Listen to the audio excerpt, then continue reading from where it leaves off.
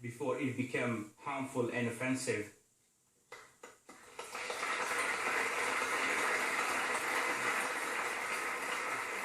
Mehdi Hassan. It's a very good question.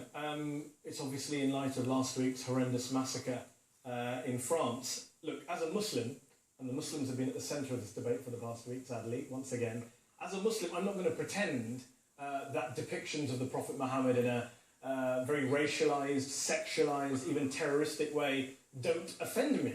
Clearly they do. Why wouldn't they? But as a Muslim, I also have to say, what offends me, what outrages me much, much more is the spilling of innocent blood in the name of Islam, in the name of my religion. And in the name of my Prophet. I mean, Prophet Muhammad was someone who later on in his life, when he returned to Mecca in triumph, he forgave all the people in that city who had physically assaulted and verbally abused him early on in his life. That's my Prophet. The Quran says that if someone insults your religion, your God, you move away from them. You sit away from them. You don't kill them. In fact, the Quran says that if you kill one innocent person, it's the equivalent of killing the entire human race. So last week's attack was not just an attack on journalists, on innocent French Jews going about their business. It was an attack on all of us. It was an attack on humanity, and it was an attack on Islam. On the specific question of free speech, we have had this rather one-sided debate since last week. I know you touched on it in last week's show as well. Vince Cable made the point last week that we do have limits on free speech. Some people have been acting over the last week as if there is an absolute untrammeled right to say whatever you like, whenever you like. That's not true. There are legal limits and there are moral limits. Forget things we ban. There are things we just don't say out of taste, out of decency. Sorry to be crude, but you have the right to fart in a crowded lift. You just don't do it though, do you? And when you do it, and if somebody attacks you for it, that attack is outrageous, but you don't expect everybody else in the lift to fart in solidarity with you. So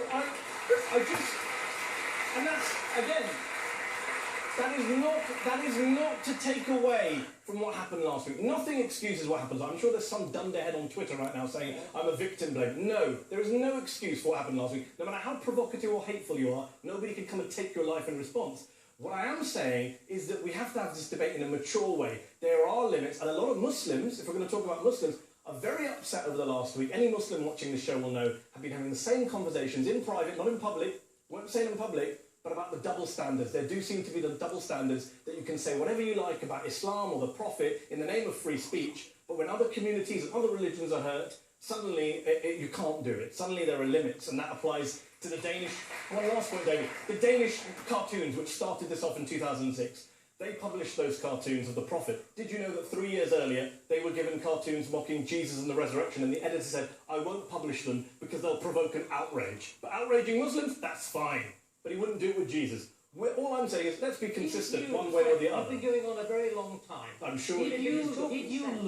Did you look at the last Christmas private eye for mocking Jesus, for mocking Mary, for doing it brilliantly, crudely, coarsely, cleverly?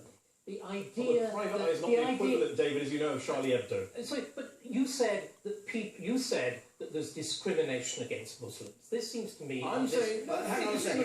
I'm saying people use free speech as a cover for saying... Let's just go back to I the think question. I'm just saying it's rubbish. David Starkey, the question that Hamid... It's not rubbish. I give you